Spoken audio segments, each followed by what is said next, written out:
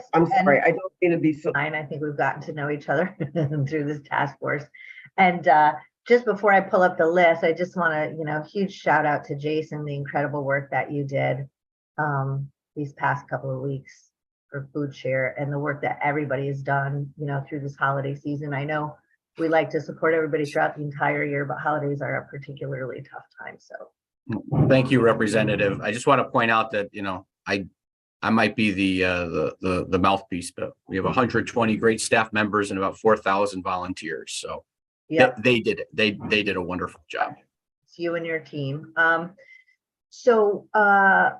Senator Moore, I know that you were at a conference for our last meeting. What we asked was that members of the task force, based on our discussions and all the information gathering we had worked on in the past couple of months, to send their suggestions for legislation. And then we sent a reminder.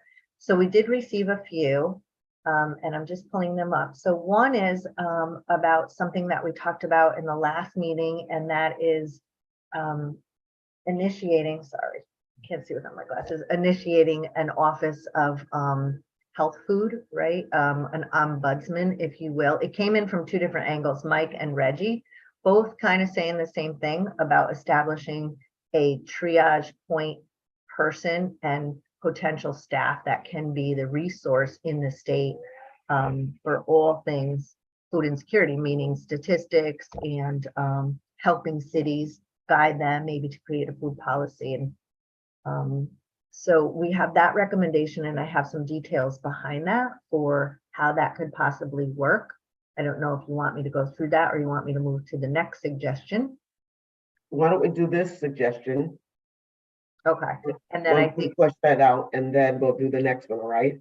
okay, that's fine by me. One second. Navigating between emails. So Reggie's. Well, actually, Reggie, I pulled it up, but if you want to, I mean, it was your suggestion. Yeah. Mike, it was your suggestion. So if the two of you want to just at a high level talk about the thoughts about creating this office, I think probably coming from you would be better. Yeah. I think this office is, I've been taking notes of all the conversation. That's pretty much like points that I've reached out to. Let me just pull it up. I think there should be an office just akin to like the Office of Healthcare Security, some kind of, or what's it called? The Office of Healthcare Policy or something, whatever we have in the state right now. But it would work like to fill the gap that the Food Council isn't doing. So it would do like, it seems like the Food Council was working up. So we'd connect with working downward, or the Office of Work would connect working downwards. So it would do stuff like the census information. It would help put agency in regards to 211. I remember you were talking about how 211, like they're only like, it's not someone's job, they have to take calls. But unfortunately for like people like Lori and other people in the food rescue world, like it's a 70-hour job. So they don't really have the time or like power to do reaching out to 211. So it would be someone's agency to go. It'd either help 211 or become its own form of 211 in regards to like reaching out maybe every 6 months, every year to get it stuff updated. Sorry, I'm still picking up the document, so I'm kind of stalling, and the stalling's even getting me lost. What the hell is it called? What else would it do? 1 second.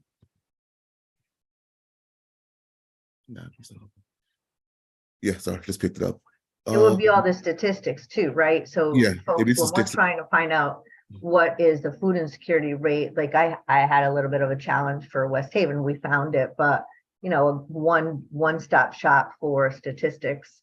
Right? Yeah, no, I just picked the document up. So yeah, that's one-stop shop would be like, for example, if you ask me what the food insecurity in Bridgeport is, I'd give you like 3 or 4 numbers. I've been part of 3 or 4 studies from very reputable schools. They all have their own different criteria. There's no foundation to work on. It's shaky ground. So it'd be us, the government would create the foundation. So it'd be one set of numbers that are updated like yearly to get some foundation, and it'd be broken down in regards to like by race, immigration status, jobs, or like if you make under 15,000, if you make between 15, 30,000, et cetera, but it'd be a breakdown. So you'd be able to target specifically what's going on And they do it by city because Bridgeport numbers aren't what like New London numbers. New London has something like 50% of New London is food insecure. They have the same issues as Bridgeport. I couldn't tell you what the reason is, but I could tell you that's a problem. So it'd break down more by city or by county, whatever is more feasible in regards to like telling you exactly what the problem is so we could attack it by then. It would also, yeah, like I just mentioned, I give you 4 different numbers for food insecurity because I'm 4 different studies. It would work, it'd be some kind of way of like, if a school got money from, if a school got money for some kind of food study, the study would go back to this place and there would be some kind of like report. So it's not just a bunch of reports in the library. I know like I'm part of these reports. I know after you do them, they're just usually just hanging up somewhere. So it would be actively using them to figure out a plan or maybe figure out some criteria. So task force don't have to be made every year. We just have like stuff that's already done by very reputable organizations and places. And political tasks. So the money's not just going into a flyer. It'd be like you're giving us so we do some research and use some of it. It would also talk to food councils, like the food council said before. They talk to other governments, like other agencies, but no one really talks down to the food councils. So it talks to the food councils around the state. It would also talk to people like Jordan and whatnot. So problems like if there is a refrigerator that goes down, they just call this number up and then this number is like, all right, here's 3 refrigerators or here's 4 food places that could pick it up as opposed to it just going into the garbage. What else? Well, that's a good start, Reggie. I Yeah, think sorry, so I could ramble on no, forever. that's okay. It's a lot, and because it's a critical issue and we put a lot of thought into it. I think if we want to just pause for a moment, I would love to hear feedback from the rest of the committee on thoughts about establishing an office or an office under obviously an existing agency, because it's hard to establish a new agency. What the group's thoughts are on that. Yeah, I have 2 quick thoughts there, Representative. One, I mean, I mean, Reggie's correct in terms of the food insecurity numbers is that every town hall tries to track them, different state offices try to track them, some federal offices try tracking them. So, you know, having some uniformity there would be good. I will say, and we would throw ourselves in there with everybody else. We track those for all 169 towns. We do have that up on our website. We have the meal gap for all 169 towns. So if you wanted to know what we perceive what the food insecurity rate is in New London, we can give you that number. I could also tell you what it is in Union and Sherman, and now I'm just showing off Voluntown. But we can't, but those we do have those numbers. And when we do distributions in a lot of those cities, and when we do like turkey drives outside of the different and I'm thinking turkeys because they're on my mind, different grocery stores in those places, we usually have information sheets that we can show people, hey, look, you know, did you know 1 out of every number of people in Vernon are food insecure? So that does exist. The only thing I'd say, I mean, obviously anytime there's any additional focus or any help or any office or whatever you want to call it focused on food insecurity, that's a good thing. I would just suggest, let's make sure we're not duplicating whatever End Hunger Connecticut is doing, and let's certainly make sure we're not duplicating whatever the Department of Ag is doing. I imagine that statutorily, Ag has cognizance over this stuff right now. So, like you said, I mean, it may be more of a position in a department as opposed to creating a new department. We do all know how hard it is to create a new anything in state government. So anyway, that's just my thoughts. I would want to make sure that we're not duplicating what End Hunger and what Ag are doing. If I could respond to that, I'd say it would less duplicate and more just put a place that people would know about it. So I wouldn't have to go to Food Share and I wouldn't have to go to End Hunger CT. I just go to again this one place. It's You're more talking like about a centralized location. Yeah, again, A that's more centralized location for the information. that's more the focus. It's not like duplicating anything. It's just putting it in one place because I don't want to right now, like there's 13 people here. We have to do 13 different numbers, 13 different websites to get 13 different points of information. I'm just talking about a centralized place. Everything you're doing would be ideally just filtered through and maybe like a hyperlink. It would say like, if you want the number, go to Food Share. But like one place for someone to do this is more the concern. So we have a foundation to work on stuff. it's less the concern of who's doing it's. Yeah, that's just to talk about that. Can I ask a question of Jason? How do your metrics that you're using on food insecurity, where is that drawn from? Give me an idea of how you're building that number. Yeah, I mean, I could always have somebody significantly smarter than me come in and tell you exactly how they're building that number, but it is a complex and comprehensive metric that takes into account the number of pantries, the number of meals pantries serve in those particular municipalities, the number of people that are signed up for SNAP, and then overall taking that against the number of people who are food insecure. Usually that data will either come from the town, will come from governments. Feeding America has that for every county in America. We are in I'm not going to say unfortunate, but we are in the unique, very Connecticut, unique way of, we don't have functioning county government. So the county number is not as important to us as the 169 towns are. Jenny, I don't know if you have anything else in terms of how in terms of what metrics go into that, but. So all the data starts from the USDA's reports on food insecurity, and it looks at the poverty rate. So we can also see, we actually have a map tool on our website where you can click by town and see the food insecurity rate, the poverty rate, things like that. And it's able to show how many people are living who qualify for public assistance, how many people don't, and then it's extrapolated from that. We have a Tyler Claycamp on our staff, who's our chief data and impact officer, who could explain it much better than I can.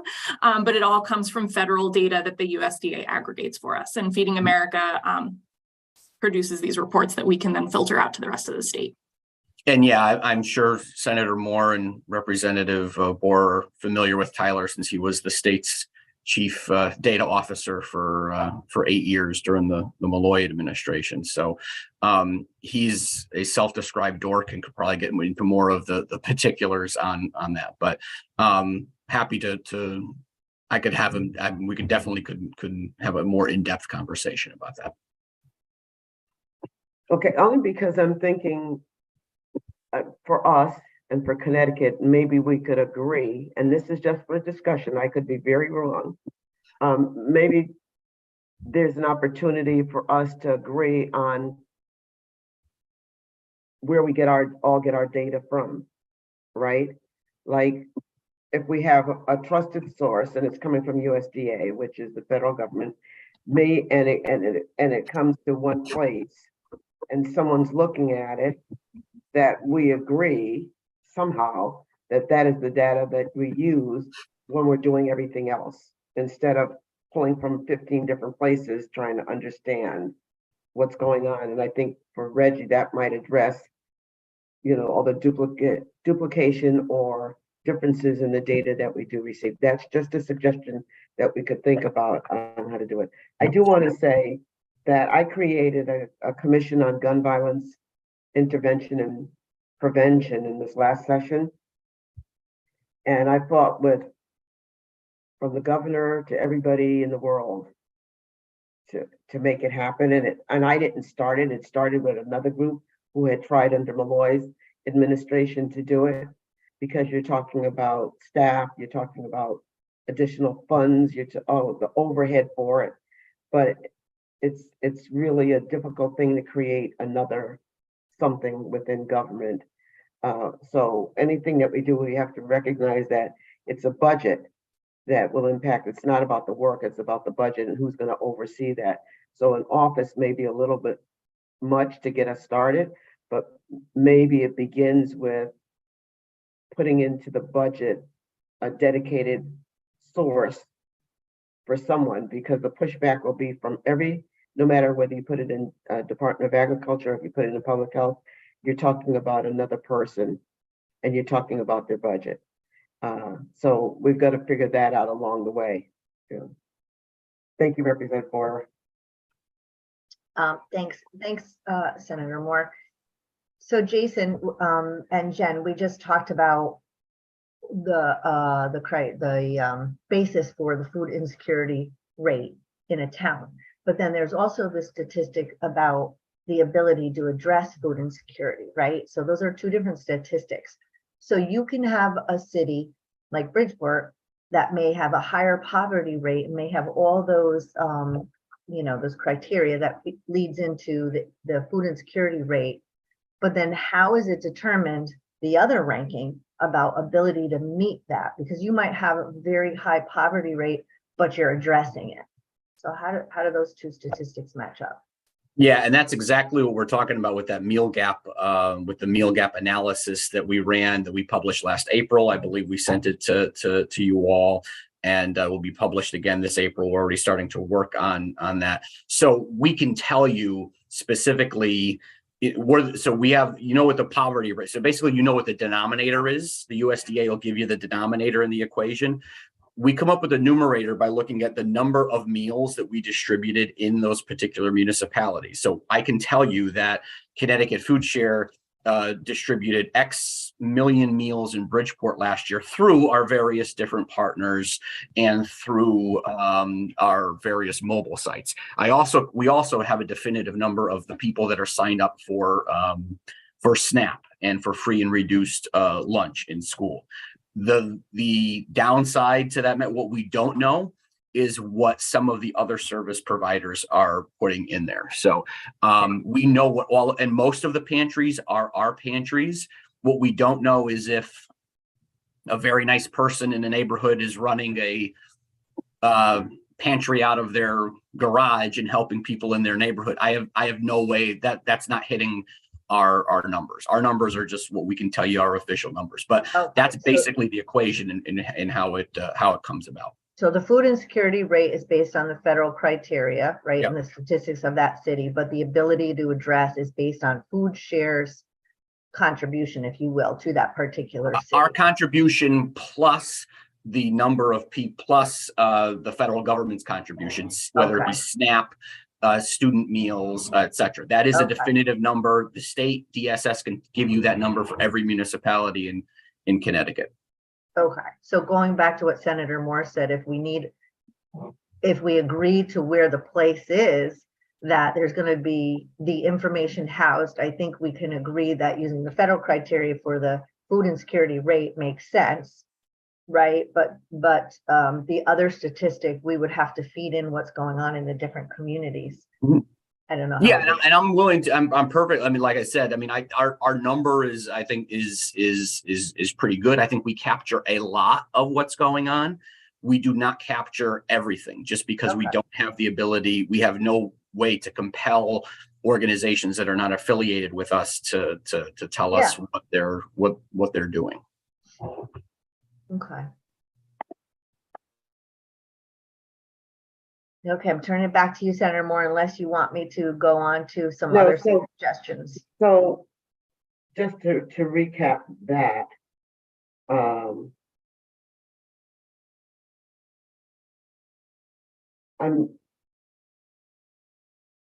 maybe after I hear the second one, I'll be able to figure out how to address a question I had about the first one. So we'll go on to the second one. Okay, hang on one second. Recommendation. Okay, so then the second recommendation was the one that Mike has been talking about, and the one that we actually originally introduced in Bill 5146, and it was the requesting, not mandating, if I understand, and that word is really tripping us all up and tripped up the bill, the supermarkets to make excess food available. So that is still on the table as a legislative recommendation. I know we talked about it, and Wayne, you added a lot of content around it, that the supermarkets are not opposed because you're doing it anyway. So if you're doing it anyway, why do we need the legislation? Who are you asking? Are you Wayne? Anybody? Wayne's muted. Okay, Wayne. I would just say, yeah, no. Okay, am I there? We can hear you. We can hear you. Senator. Okay. Yeah, I mean, again, I think that whatever we can do to lean in, Representative Boer, short of a tracking profile, we're willing to do and engage in. So I don't want to block anything that this task force is trying to get done, right? So we want to be part of the solution. So the New York wording works for us. And we're just going to continue to do what we do. If we need to track it somehow and find a better way to do that, obviously we're going to do that. So what I'm hearing you saying is that the Supermarket Association would be okay with the wording from the New York legislation, but the tracking piece would be cumbersome and expensive, right? And not necessary. So if we pull that component out, that it would be more acceptable.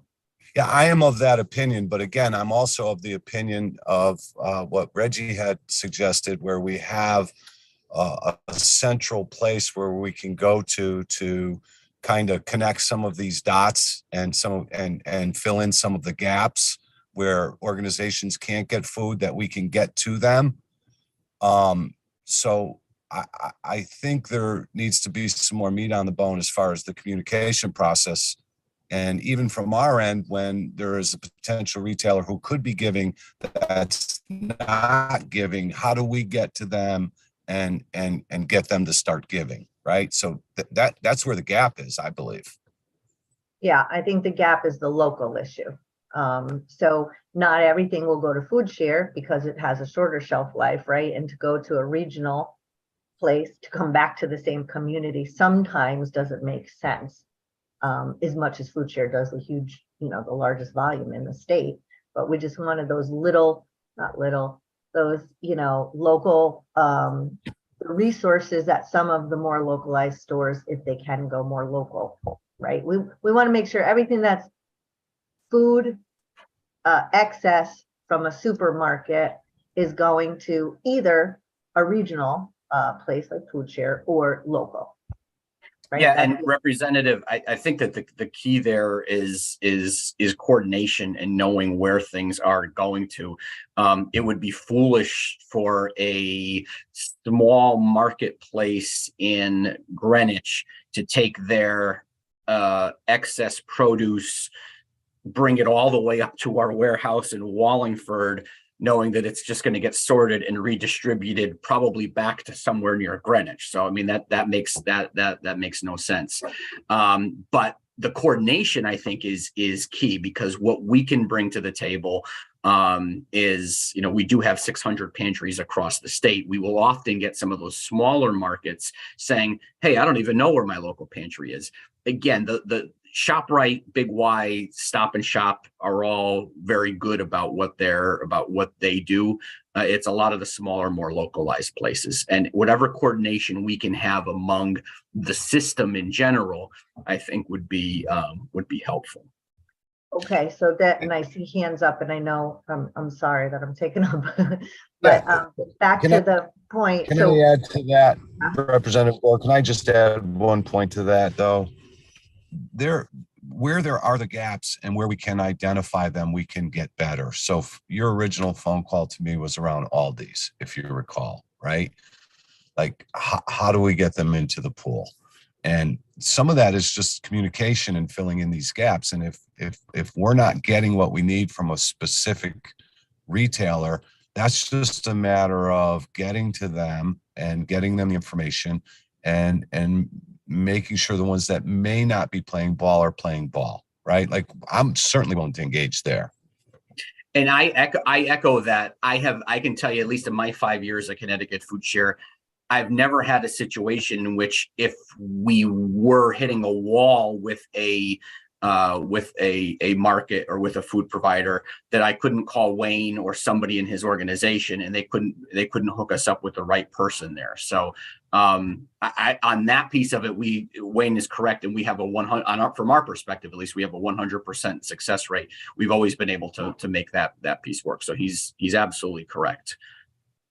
All right, so Mike has his hand up, and then Laurie, and then I'll make a comment. Mike? You're muted, Mike. Okay. One technical question I had to Wayne. Wayne, the New York law has 10,000 square foot requirement. And I think like 2 meetings ago, you said 12,000, whatever. Assuming this aspect of the bill goes forward, could you just advise on what the right number? I mean, we just pulled 10,000, to be honest with you. It wouldn't change, Michael. Huh? Yeah, it wouldn't change. I can't hear you. He said it wouldn't change. Okay, so, okay. So 10, okay. Wayne, you're not coming through clearly, but I did hear you say it wouldn't change.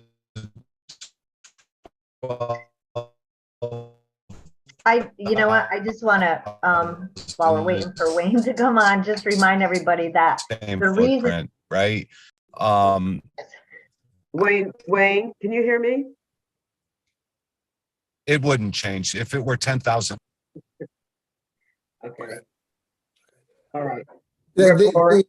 The Yes, I I'm was sorry. just gonna say that the definition of supermarket in Connecticut statute is 3,000 square feet of food retail. So that's why in the bill 5146, it was 3,000 square feet, because that's the actual definition of supermarket in Connecticut. So that's where that came from. Yeah, if you went forward with this aspect of legislation, then for this particular legislation, you could have a higher, this particular piece could have. I just wanted to emphasize that, picking up comments that Wayne has said and that Jordan said earlier, that the suggestion I would have is that the statute be clear that what the supermarkets are not required to do. And what I suggested is that they are not required to be action positive on supermarkets to go out and obtain a food relief organization to pick up the food. They're not required to donate a particular quantity of food, because different stores will have different standards as to when they dispose of foods. They're not required to transport the food, nor are they required to file reports. And to deal with the, I don't know, Senator Moore and Representative Bora, whether you think this will be effective or not, but to deal with the political issue of not making this seem like a mandate, you know, the part of the legislative findings or the forepart of the legislation can make it clear that all that's being talked about in the law, in this aspect of the law, is food that the supermarkets have already, in the normal course of their business, decided to dispose of. And then all the government is doing is matching the need, which is regardless of what the particular statistics are in any place. No reasonable person could deny that every community has a need to some degree. It's just matching the need with available supply of what the of what supermarkets have already decided to dispose of. That's really all I had to say, unless someone wanted to ask me a question. So we'll go to Laurie. Thank you. I think I've somewhat lost my train of thought, but one piece that has to do with the smaller places, I agree with what Jason said. Most grocery stores or other food businesses, they want to share the food. They don't want to see it thrown away, except the resistant ones, like Aldi's is one. Generally, it's the larger corporations. If it's a smaller place, it generally has to do with their lack of education, that they can safely donate it, that they have liability protection. And some of it's educating, what else can they share that they don't. But the other piece is, it's not just food pantries that can get the food, because largely what we find around here is that food pantries don't always match the time of donation that suits those donors well. And so if they can't go to a pantry, that food, from our perspective, should still get into the community And that's where the food relief organizations come into play. And that's how we, bring food to other places more directly. So food pantries are certainly important. They do a lot of work, and Jason does the bulk of that work. But food pantries are not the only option to get food to people. And can I just say this, Lori? Like, I learned a lot when we spoke last spring about the work that you're doing at Havens Harvest, and people don't know what they don't know, right? Right. So True. so like the ombudsman and the idea of having some layer in here that coordinates this information and compiles this information and gets us some data from the gaps that Jason doesn't have can't hurt us. It can't. So I support Reggie's ombudsman idea, only because it's a central place to go and see where the gaps are and see where we can lean in and help. So. Okay, so I just want to be clear that, when we create legislation, we cannot say what we can say and what we cannot say, because we're creating policy, right? And once we create the policy, then someone has to work on the process of how it works, right? And so if you did have an ombudsman, which I think is a good idea, that person would probably be working with all of us to create what is it that you want to be able to address. And we really want to address what we don't have, the gaps, and solidify in legislation what we do have. So we have a process that we can all go to and look at to say this is how it functions. All right. Is that correct, Representative Borer? Okay. And I think, we've had a lot of conversation about what people are doing, but I think we should have a strong list of what the gaps are to make sure that we cover those, right? That there's something in statute that says we're addressing those things without telling them what the process is for all of those things, right? And I think that's a place for us to tag on to what Reggie has done and put and what we have in the way of, and Mike, what we have in the way of already written legislation, that we work from that, build in the ombudsman, but also that we're identifying the gaps and we're prepared. So what will happen once we make these recommendations? We'll draft a bill, right? And then that bill will have to have a public hearing, right? And it's from that public hearing that we'll hear from anybody who has to add on or speak against or whatever their opinion is to build the bill. I just want to make sure that while we're doing this, we do what we need to do to make sure that it's as strong as possible without making it a mandate, so we don't get that pushback. All right. Are there any more comments on those recommendations? Ready for number 3? Let it rip. Okay. The other recommendation we received was requiring municipalities over a certain population to create a food policy council. So I will just weigh in on that. I mean, I would love to see all of these municipalities have one. I'm working on establishing one in my own municipality, but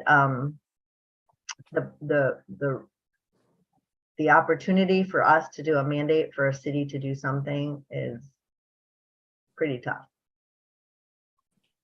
We could make it permissible, but do we need to have a legislation to make it permissible? It's permissible now. Right. So if the goal is to get more cities, because it's coming from the need for more cities to have their own food policy council, because really it's such an issue. I just think every city should have, a group that's working on this and coordinating and collaborating.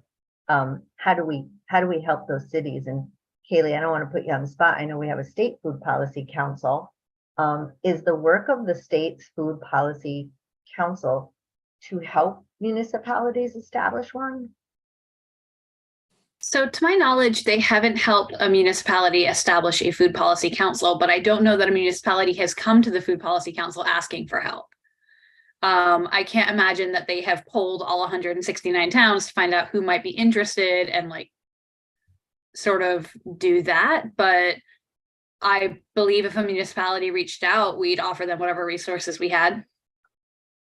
Okay, so if the recommendation for this legislation, really the goal is for the cities to improve or increase coordination and collaboration, is it possible if we take some model cities, Bridgeport is one of them, I hope West Haven becomes one of them.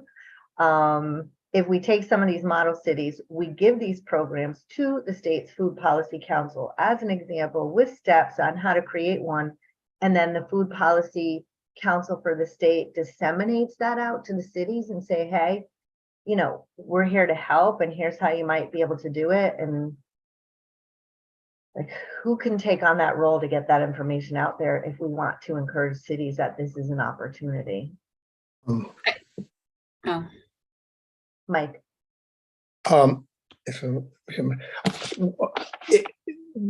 The concept of on the local level came, from my perspective, Representative Brewer, came from a comment you made a couple of meetings ago, how important that was. And I think you were spot on. And I understand what you're saying. There's could well be a political issue in mandating municipalities to do it. In some municipalities, I don't know how many, the lack of having something on the local level may be just because of the work involved, as opposed to the resistance to the concept. And so maybe if there was a state level ombudsman to perhaps the state level could set up kind of a model municipal program for local food insecurity councils, which would not be mandated on the local municipalities, but would give the local municipalities something they could adopt, or they could adopt and modify as they want. So maybe that could be part of the, assuming a state level, a state coordination person or agency can be created. And I understand all that Senator Moore is saying about the budgetary issues with that. But if that could be created, then perhaps that agency or person could create a model for the local municipalities, which would make it easier for some of them that wanted to do it.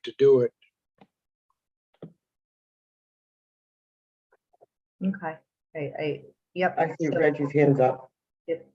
Yeah, sorry about that. I was in a work meeting. I just want to agree with what Mike's saying in regards to the ombudsman could do this and that. I want to say, like, I'm part of the Bridgeport Food Council. I've been in for like the last year or so, and it's a volunteer position, like the food councils and all the other ones. There needs to be something. I think the ombudsman would be like would help this all out, because capacity is the biggest issue. I like have a more flexible lifestyle because I work in a land trust, so I'm like make my own schedules. But I'm one of the only people who are actually consistent for the last year or two, and this is again in Bridgeport where we're just skimming by. I think we have 4 people, some meetings, some out of I think it's supposed to be like 10 to 16 or something like that. So that's just to say that all this could be done, like the city stuff like that. But if they're all struggling to even survive, there needs to be like something up top to keep it all in order, just because these volunteer positions are rough. Everyone in them are very passionate about it, but they don't have the finances or capacity to actually do the work that they care about. So these food councils they exist in theory, but they don't really do much but exist. Yeah, I can add to that, Reggie. I mean, we had what we called hunger action teams, and there are still some hunger action teams in various parts across the state. And you're right. I mean, it ends up being volunteers that, you know, your strength is the individuals that, you know, your strength is the individuals that, you know, show up to these things, and you have one strong individual drops out, and then, you know, you lose your organizing mechanism. So I can tell you, in working with different municipalities, I've said this before, some are really, really good about having somebody on point in their unit, in their city hall or town hall to deal with these issues. Some don't even think there's a problem. Some, not many, but there are some that don't even think there's a problem with food insecurity in their town. So there is a wide range if you leave it up to the municipal government.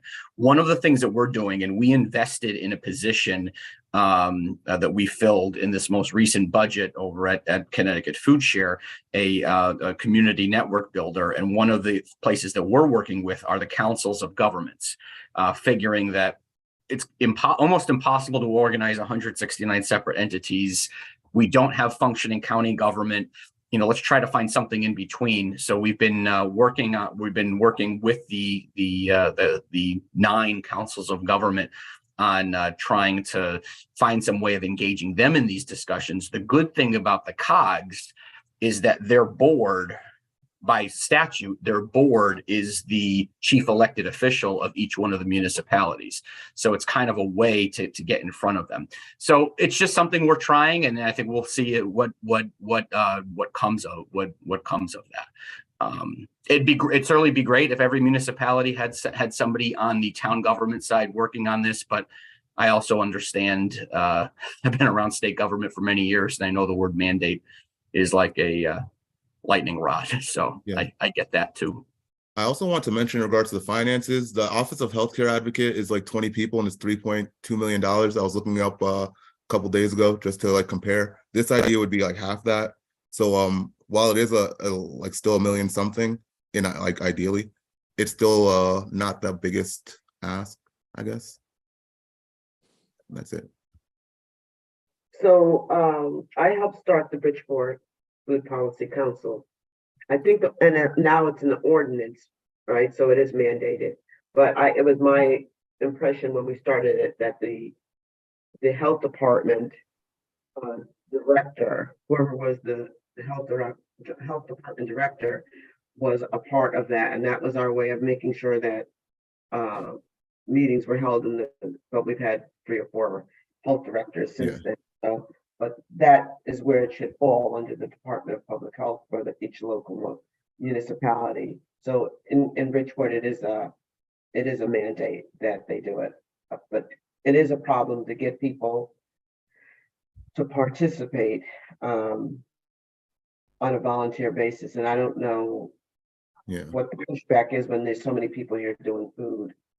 And the issue in Bridgeport specifically is that with those 4 changes, and there's 4, like in the last 4 years, there've been 4 different people in the spot. So I know for the last like 2 changes, the first 3-4 months, people are just spending time trying to figure out passwords. So there's no work actually being done except for like, hey, we're doing this, like we exist. So we're on meetings, we're on quorum, but there's nothing except for that. And if that's happening in Brigham City, I imagine it's happening everywhere else too, if we can't even fill it up. But yeah, that's a problem. Yada, yada, yada. Either way, volunteer positions hard to fill.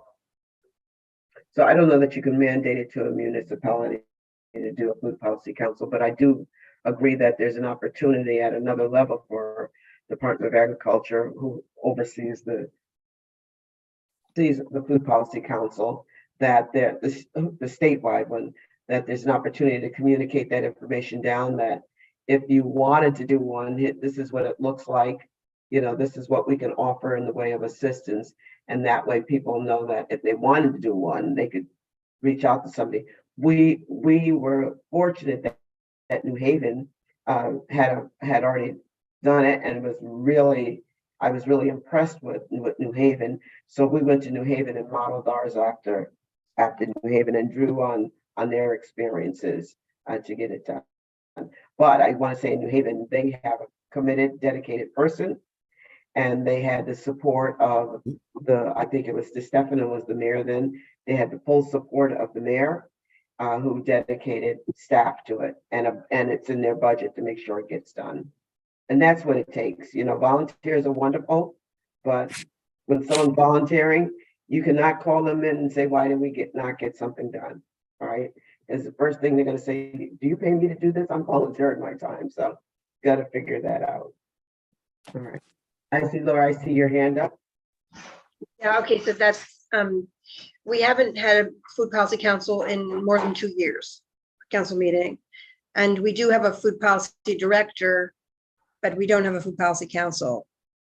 And the director's, the position as it's being unveiled is more about policy, but not necessarily directly addressing food insecurity.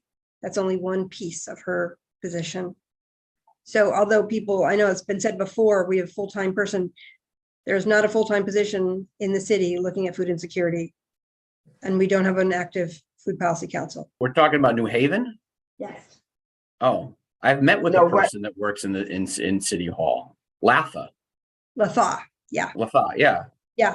But I mean, I actually was thinking of sending her a note this morning. She's really clear. Food insecurity is one piece. That's not her focus. Her focus is on policy, food policy. Food insecurity is only one piece of that. This is what she and her department are saying. Hmm. Okay. Yeah, I mean, I would like to get, I will ask for clarification exactly, because I've heard this said even in other places, that people think we have a full-time person addressing food insecurity, and we do not, have an active council. I actually have asked for the council to come back into play and may coordinate that in January, because I think the policy council, as opposed to what we have right now, is a coordinated food access network, which is where all folks, including Jason's folks, come to the table, all folks doing food. And then we can share information and resources, and that happens often, but that's not the same as the policy council. Yeah, they definitely have. I know that we've always got a representative at their CFAN meetings, and they meet often, like Once a not month. every day. Not every day. I know they meet once a month. It seems like every day, but I know that we have a good. I guess I'm just, and I look at this from a macro level. I've Yeah. always used New Haven as like the standard in terms of in terms of their municipal government's investment in this particular point and in this particular position. So yeah, no, I mean, I guess that's CFAN is not a government entity. I do know that it is a not volunteer entity, but it's basically a collaboration of nonprofits. Exactly. Yeah, it's not funded or supported by the Food Policy Council, like not in terms of staffing or coordination or any of that. It's done by a number of, right now we have three chairs from 3 different organizations, and they're the ones coordinating it. Okay. So what's next? We have the 3. But I just want to go back to Kaylee for a moment. Because the Department of Agriculture does have a cognizance over a lot of this, right? So, well, and the Food Policy Council is coordinated through the Department of Agriculture. I have that correct? Yes, the State Food Policy Council does fall under the purview of the Department of Agriculture. Okay, so while we are saying we will be putting in a recommendation for an ombudsman, right? And I'm just managing expectations. I will cheerlead these things along with Senator Moore, but I just always like to have a backup plan. So if that is not something that passes, can you take back to Commissioner Hurlbert, sorry, if the Department of Agriculture can help take the lead on disseminating information to municipalities on how to establish a food policy council? I'm happy to take that back to my commissioner and the Food Policy Council. The Food Policy Council is made up of volunteers and primarily representatives from other state agencies. So currently we have somebody from Knox and Hartford, Yukon Extension, Highland Park Market, Brass City Harvest, and Hartford Food Systems. And then we have a vacancy, and then representatives from DAS, Education, Transportation, Public Health, and DSS. Is your And we have vacancy closed? Go ahead. I'm sorry? You go ahead. Oh, and we do have a staff person that administers this Food Policy Council. So, and it is not their full-time job. Yeah. So, Your vacancy, is that Senator Looney's appointment? yes, we do have a recommendation into Senator Looney and have for about a year. Yeah, I'm working on that one. Okay. We appreciate it. Reggie? Yeah, I also want to mention that this possible thing is already exists in New Haven or New Jersey and Nevada. They call it the Office of Food Policy in New Jersey. I forgot what they call it in Nevada. Additionally, yeah, Yeah. Nothing Reggie, up. are those sovereign offices or are they a division of a larger state department? They're I'm kind of interested. sovereign. It looks like they're like a commissioner type deal, but I'm not 100% sure. So I can't be- they report directly to the governor, yeah, presumably. he created it. Like, yeah. Hmm. So that's ideally what would happen, but who knows? I will say, if there is information from a local food policy council that they would like the state food policy council to share with municipalities, that is something we can email. I know that my staff person who administers the food policy council has the capacity to then facilitate the building of a local food policy council. I know we can make those connections, Yeah, but I'm that's what we're hesitant saying. to, yeah, I'm hesitant to agree to have Yeah. my staff person build a food policy council when it is neither their purview nor their responsibility. Yeah.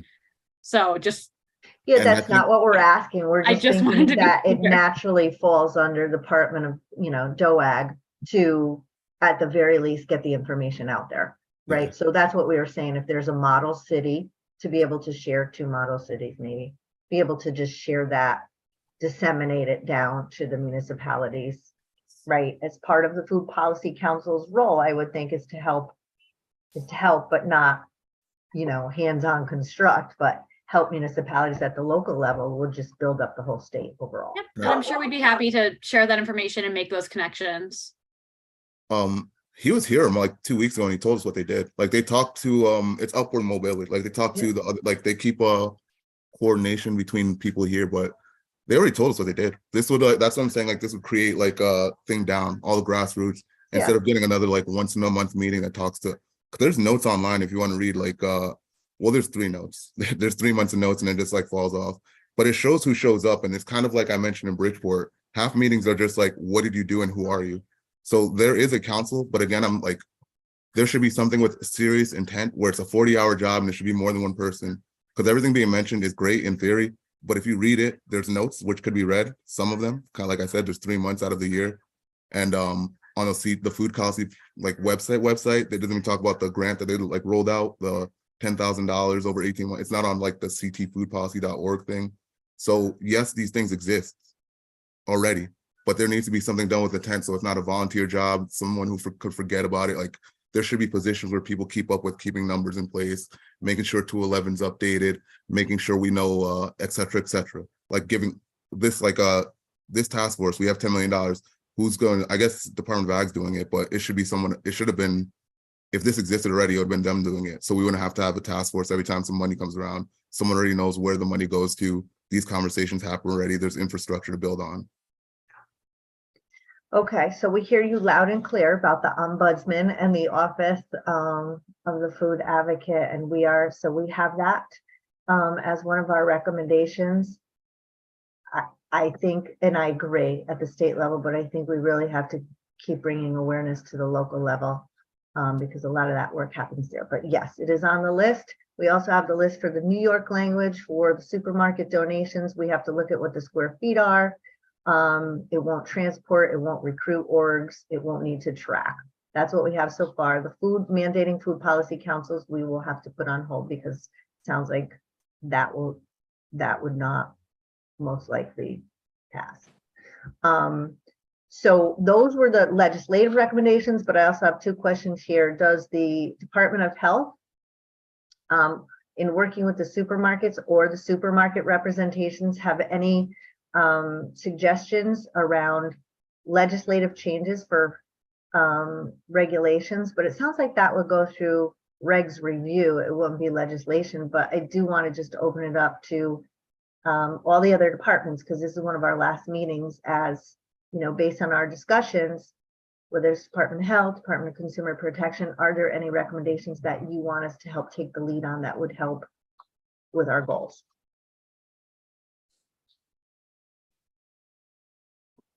I would defer to Department of Consumer Protection, Virginia. Right. Yeah, I'm not sure I understand exactly what's being asked. Do you, based on the work that we've done in our meetings and the information and some of the goals, do you see anything that we need to do legislatively to help with better connecting excess food to those in need. Is there anything that we need to do within the consumer protection realm, within the public health? Or is there any, regulations? Like, is there anything streamlining? We talked about potentially streamlining. Is there anything that you've heard that you want us to bring forward? Yeah, I mean, I don't think so, because it sounds like it wouldn't be a mandate. That's when we would have a lot more to say on the topic, if that were to be the case, or if there were to be that tracking. But as far as, I mean, the main portion is the liability issue, which it sounds like is being addressed. So Yeah, okay, which was addressed in the bill already. right, yeah. Yep. So I mean, that would be the main Okay. issue. Okay, so for legislation, we have those two main, we don't have to have 10 recommendations. We have those two main recommendations. Does anybody have any others that they didn't send to us? Lori? I just thought of it now, but I wondered actually if Cindy, you might, if sort of conversation about this, but I remember years ago, somebody here in New Haven brought someone from Orange County, California, and it was the public health department that had been pushing food recovery. And I know I had talked to our previous food public health director, but now he's gone, about sanitarians going out when they're inspecting to leave a piece of paper about information about food, food donation. And that's an easy way for the conversation because sanitarians are in there already. So could we perhaps draw up, a one-page document so that sanitarians could, as they're inspecting, leave this information? It's a way that the state says we encourage food donation, and something about the law. And I would suggest also, perhaps a link in there or an extra sheet about the tax benefit, because I think that that's an important piece. But what, does that seem doable? Because And that's the liability. right. Oh, definitely liability. Liability. Right. Liability protection. Yeah. Yeah, I And think that certainly there's always that education piece when they do inspections. Yeah. As far as I know, our inspectors are always willing to share information about things like that. So if there were, a fact sheet handout, I'm sure they'd all be willing to have those in their clipboard to pass out. Sure. we, the DEP has 2 documents already on their website. One is Right. the liability protection, and perhaps it'll be updated once the Food Donation Improvement Act passes. But those are clean. They were done, that one and the one about the tax benefit, both done in conjunction with Harvard Food Policy Clinic. So, I mean, can your department disseminate those? Or I mean, what structures are in place to make that happen? Certainly, we have a mass distribution list that we can send something like that out on. I'd have to get, approval for that, but that's how we usually communicate with our inspectors, is to send out through Everbridge. We can certainly do that. That sounds great. Well, one of the Yeah. things I think about is that the Center for Ecotechnology just worked with DEEP, and they came up with, it was around school food donation, but they're also looking at other donations. And so they listed some resources. Connecticut Food Share is one, but it's not always a match. They listed, I forget what else, but Feeding America, which seemed silly because calling Feeding America when you're a tiny grocer, in Sherman, it's not so helpful. But to make it, to have some short list of who the resources could be, like the ombuds person would be one of those. Because sending people, on a wild goose chase in order to donate food is not helpful. So I don't know if we can mandate that, but that's one of the suggestions. So that's great. I mean, that's the whole idea of the task force. Not everything needs to be legislation, right? But Cindy's saying that that's something that they can work on and do, to make sure we get that information out there. So it's an excellent idea. Thank you, Lori. Senator Moore, I'm thinking we need to, in our remaining time, it's been a great conversation. We need to turn to the grant criteria because we did get some recommendations for that. Would you like me to share that? Yes, please. Okay, hang on one second. I was not prepared when I asked you that question. Okay, so as a friendly reminder, we have put funding in the bond bill, Senator Moore and I, for capital infrastructure to help with food insecurity. and asked members if they had any recommendations. So from Reggie, we have, so there was $10 million in authorization, and just as a friendly reminder to everybody, when we authorize something in the bond bill, it still needs to make the bond commission agenda to be allocated. So there's a two-step process. Authorization goes in the bond bill, that makes the pool of funding available. And the allocation is once the grant is defined, then it's, it's the governor's discretion actually, and the bond commission and the finance committee to put items on the agenda. So we have to work to help the Department of Agriculture come up with that framework to get that on the bond agenda. So Reggie had sent $10 million to be given out over 5 years, $2 million a year. So not the 10 million, certainly in the first year, $2 million per year for 5 years. No matching requirement or reimbursement. No matching should be required because a lot of these organizations don't have the matching funds. That's why they need the funds. And then the grant tiers, we talked in the last meeting about, should it be in tiers based on the organization, what the needs are, and recommended tiers are 0 to 5,000, 5,000 to 25,000, and 25,000 to 125,000.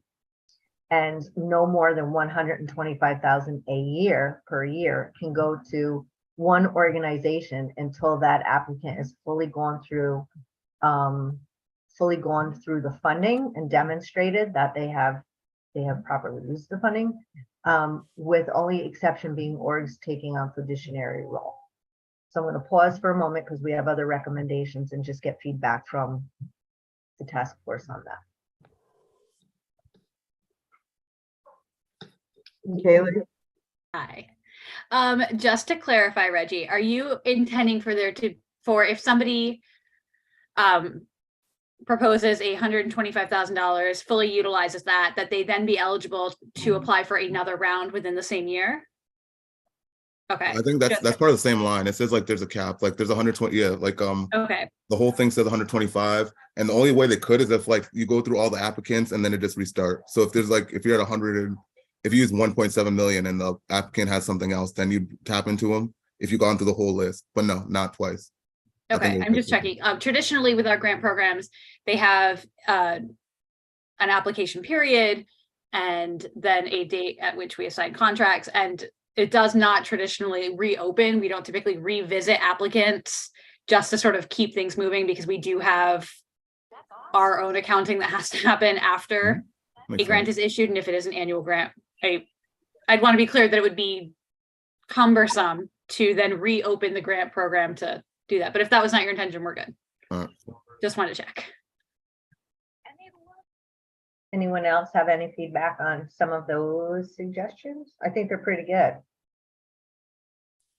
Okay, so then the other suggestions, I'm toggling.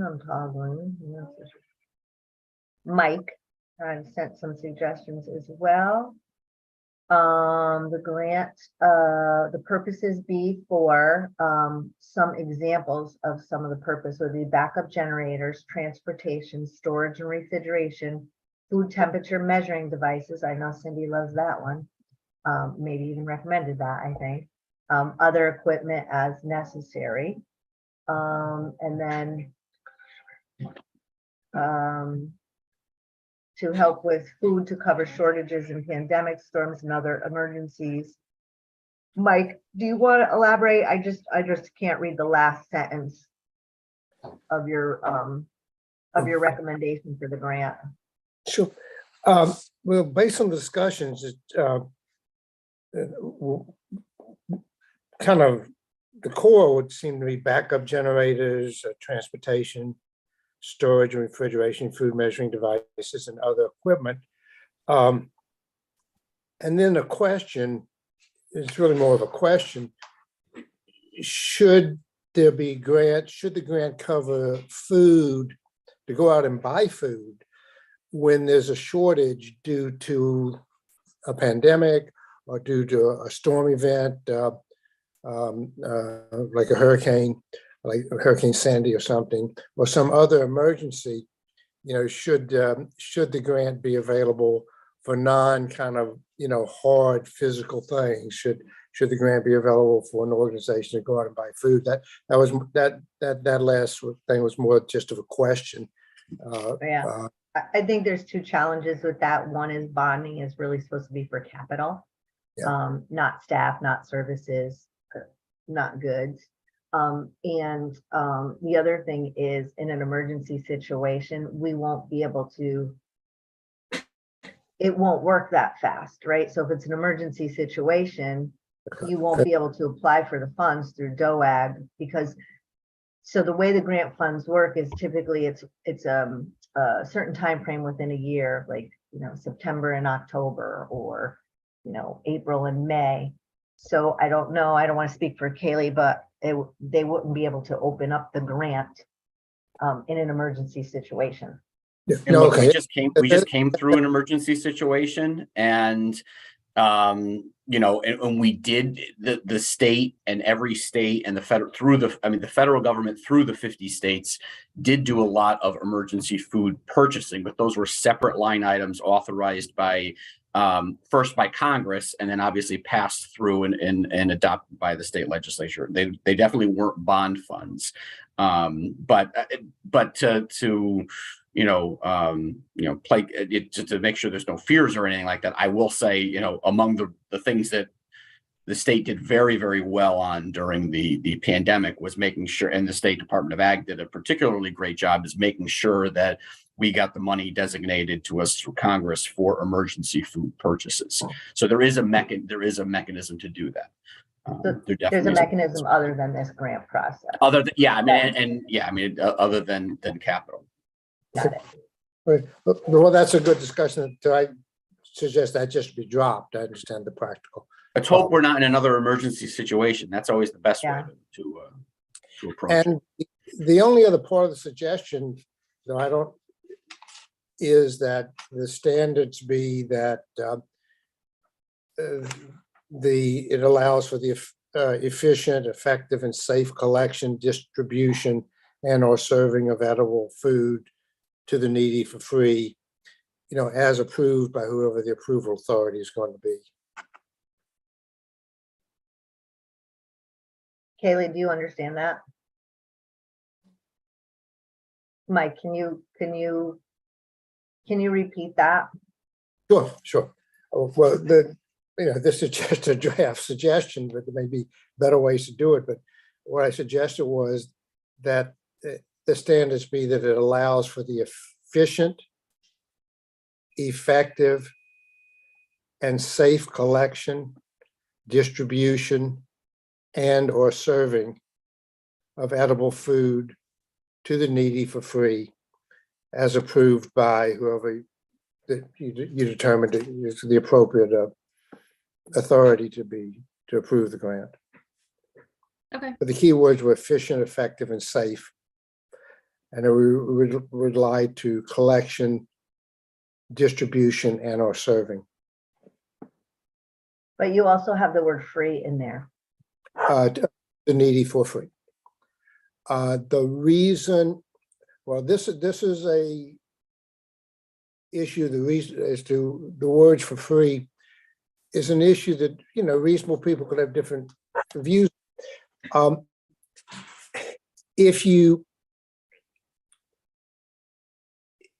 If you allow people, there's a potential to game the system, which is not very complicated.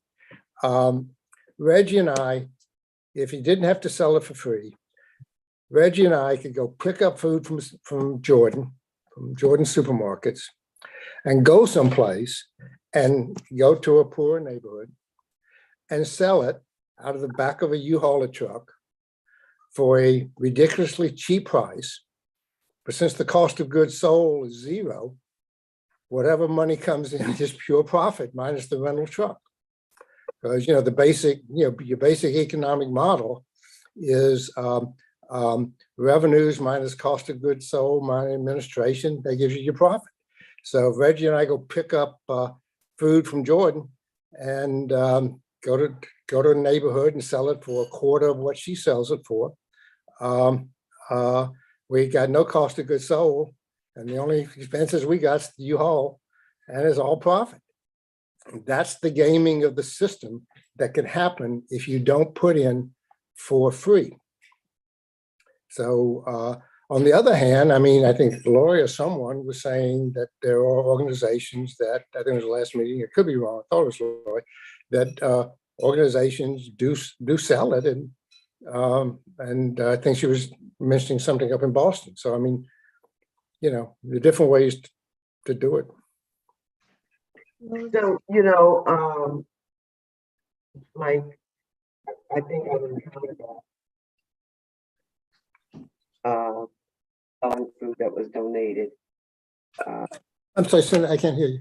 I said I have encountered that problem with someone. Can you hear me, Mike? It's cutting in and out.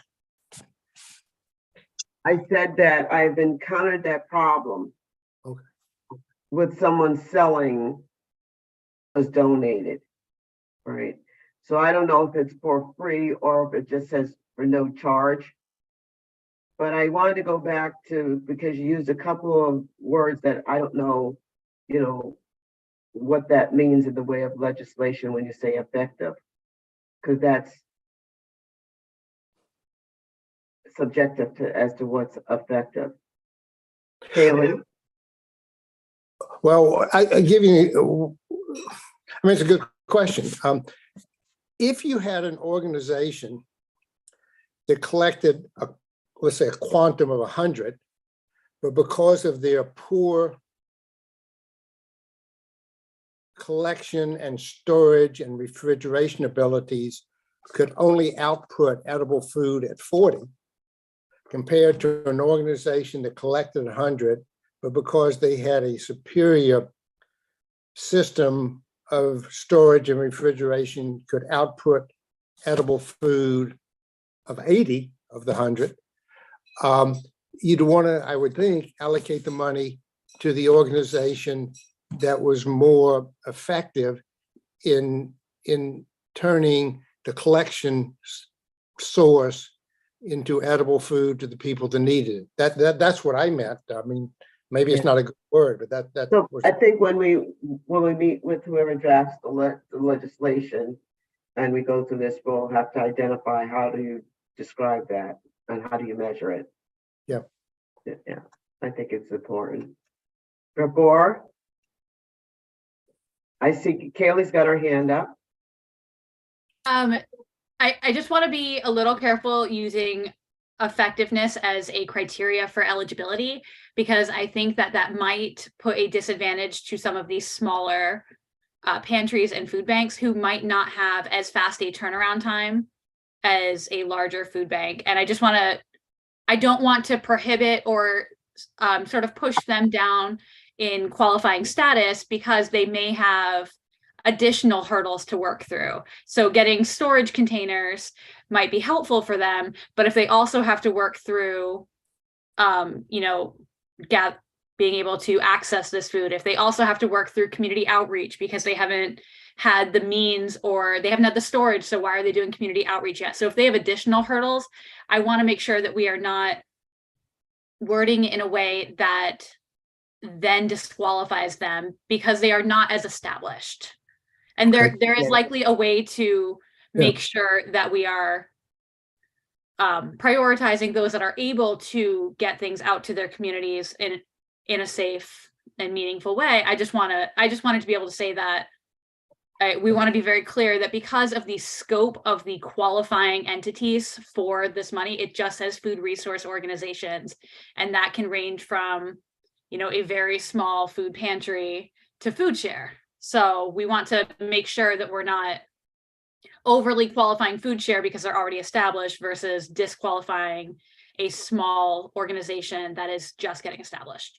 yeah. That's a fair comment. There ought to be a way to draft it. That's a fair comment. Reggie? Sorry, did you say me? Oh, sorry about that. Yeah, I was wondering, I heard the comment about services. Does that mean like if someone was to purchase a refrigerator, would it cost them, would it be a separate cost for installation and like removal of the old? could there be money used for, like, could grants be used for like installation, removal, stuff like that? In regard, is that kind of the service, or is that part of the whole grant package? I Or could the would grant be used? think that would, you know, if you're putting one in, you're taking one out, that's all part of that. All right, with that being said, could the grant also cover repairs? Because sometimes people might just need like repairs on old systems as opposed to purchasing a whole, it might be $2,000 to fix a refrigerator as opposed to $5,000, and they just need that $2,000 gap to get a part, or because they're like a 1970 refrigerator. Is that something the grant could, well, I don't know, like, I'm not, is that something that happens, or is that something that could fall in the purview, or no? I don't know about the repair piece. All right. Rick Boyer, do you have an idea? Representative Board, that would that come within the concept of, you know, hard items? I don't know, the repairs. I don't know that repair would, I don't think so. yeah, But if Not you for got, bonding. if you got something new, right. You know, not Is for it- bonding. I can't see that falling into that category, but we can put a question mark Yeah, on well, that. what Dorinda said about something new, maybe like a 3-year gap. If you got something like 2 years old or 3 years and it needs a repair, as opposed to buying something new for another But I 5,000. would think by then that would be under warranty. Something Yeah. for that amount of money would be under warranty. I wonder if you could have the concept, I don't know, Senator Moore and Representative Board, could you have the concept and ancillary maintenance of the equipment that was purchased, whether that would fly as being, you know, kind of part of the equipment and not a new, because I know, like, we have a generator, we have a home generator. We live in Bedford, New York, you know, we have all kinds of outages all the time, had one yesterday. We have to have the generator serviced every year. So, and it's not cheap. So I wonder whether the concept could be, you know, and ordinary maintenance of the equipment. I don't know the answer to that. I think what I would say is OPM, Office of Policy Management, really guides like what's allowable and what's not. So we'll take all this back. I think we have like a really good structure for the limits and the tier levels and some of the big ticket items of what it should be covered for and limiting. I like that, Reggie, the no organization so that it's not lopsided. I think we got a good bulk, but I'll take all that back. Senator Moore and I will meet with DOAG and OPM to help, you know, refine a little bit. I see, Laura, your hand's up. Yes, in regards to the word free, I know that came up right at the end of last meeting. I mean, in line with the Federal Food Donation Improvement Act, one of the pieces that they are part of that is that organizations could sell at modest cost, even recovered food. And I know, Dorinda, it sent your hackles up a bit about that. I mean, it wouldn't, part of it is, I mean, I'll say like our experience is, and I mean, you know, I mentioned, I mean, food share has cost to food as well, but to offset some of the cost of doing the work, having, and also because sometimes we get these tsunamis of food, rather than our organization deciding where every single bag of food goes, that we would create some sort of, and that's part of our growth plan actually, the social supermarket where people could come in and pay for some food at modest cost. And partly, I mean, that's something that people are always saying, you know, you need income streams and we're moving millions of pounds of food, but you know, some piece of that needs to go back towards the organization. And I know that like that, I mean, sometimes when we talk about charity food, I mean, that sends people, but there are plenty of or people who could just use food at lower cost.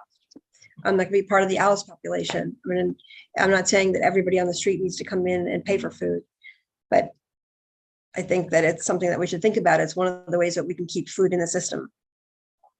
So I don't think free alone is the only option. That's what I'm saying. Yeah. Jenny, and then Virginia. Hi, I just want to clarify a little something that Lori brought up. We do not charge for donated food at any juncture with our organization or our network.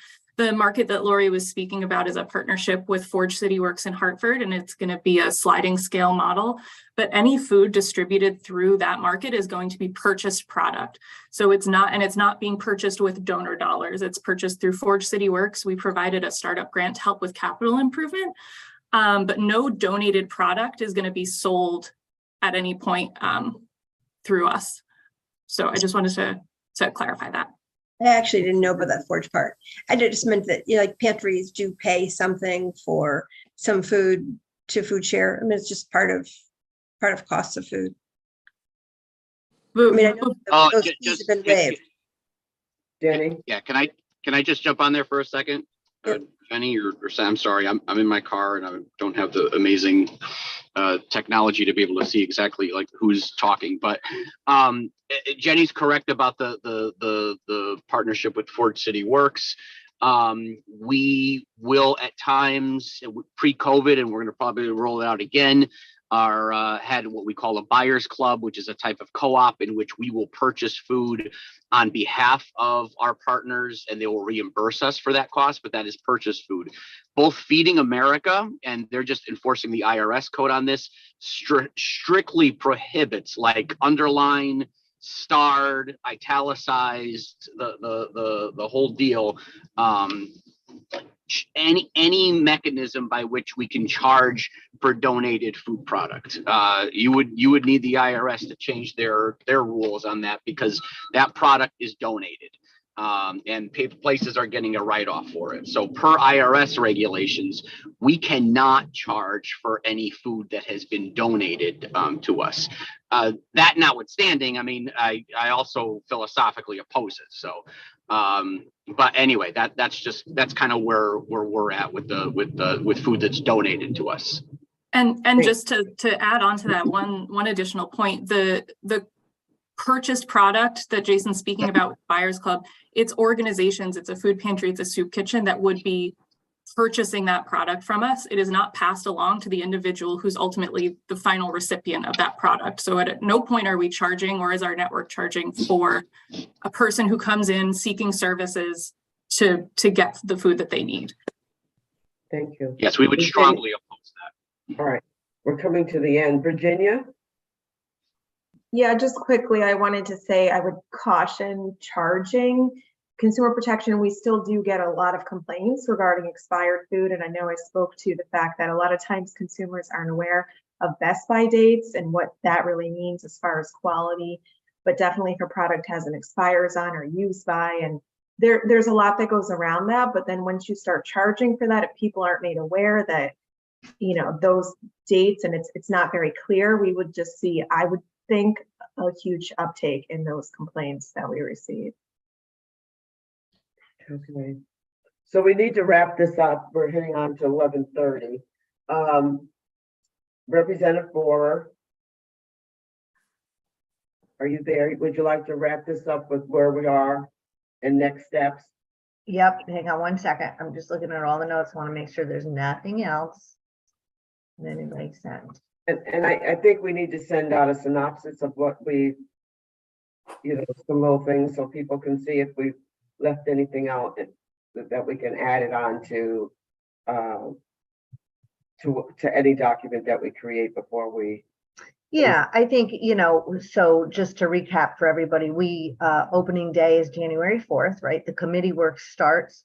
So how it normally works, for those of you who may not know, is we submit a concept doesn't have all the exact details of the legislation, but an overall concept with as much of it outlined as possible, and then it's going to go through the committee process. So there'll be opportunity to continue to tweak, but we'll send out what we've all agreed to here today to all of you as just a high level concept, just knowing that we don't need all the exact details yet.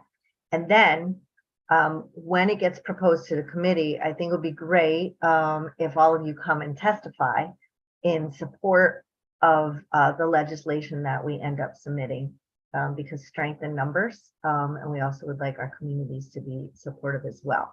So I don't have any other recommendations here in the queue from members. I think I just want to take the opportunity to really thank everybody for all of your contributions. I know we've had a lot of great meetings and some of our meetings have been long, but I think it's been some really wonderful discussions for such a critical topic. And I'm really looking forward to all the work that we're going to continue to do on this. And I'm really excited about the potential legislation that we might pass together. So I want to thank all of you all for, a robust conversation. I've learned a lot, and looking forward to what we do next.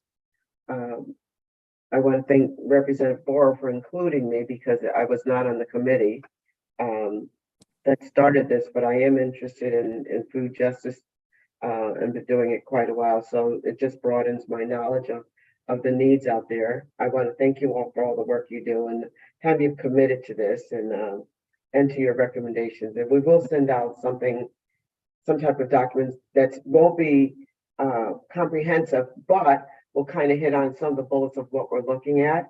And we'll have more opportunities, as Representative Bora said, to build this into a really good piece of legislation that has good policy in it. And hopefully we get it passed and we can think about like, what else do we need to do in the way of assisting people to make sure that they're getting the food that they need. And there's a process in place. A lot of stuff has been willy-nilly, but it's been happening. But it does help to have one way of doing things that people can at least look to on what the process is and to understand it. So when they look it up, we can say, this is what we're following, and we have an idea of how we worked it out. And Senator Moore, I think in addition to the legislation, when Commissioner Hurlbert was on, he said that the timing of the grant would probably be late spring. So Kaylee, I think if I heard him right, so we have a little time to continue to tweak that criteria. Did I hear him right? I think it really depends on when we get formal recommendations from the task force, we then have to build that out and then we have to bring it to OPM.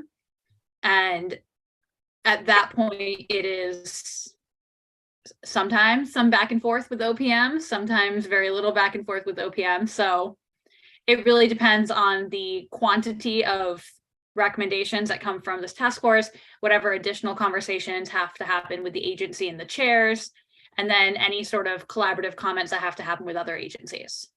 Yep.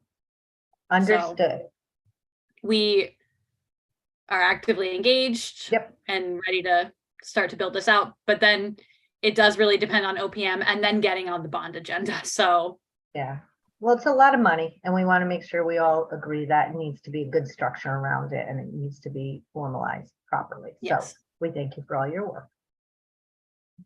All right then. So for the good of the order, I thank you all. I hope you have a happy holiday, a safe holiday. And I appreciate all the work that you've done. And I will adjourn the meeting and say, let's look forward to what we do in the next legislative session with the information you've provided and the time and talent you've given us. Thank you. All yeah, right. no, that's great. Ditto. All right. Take care, everyone. All right. Bye-bye.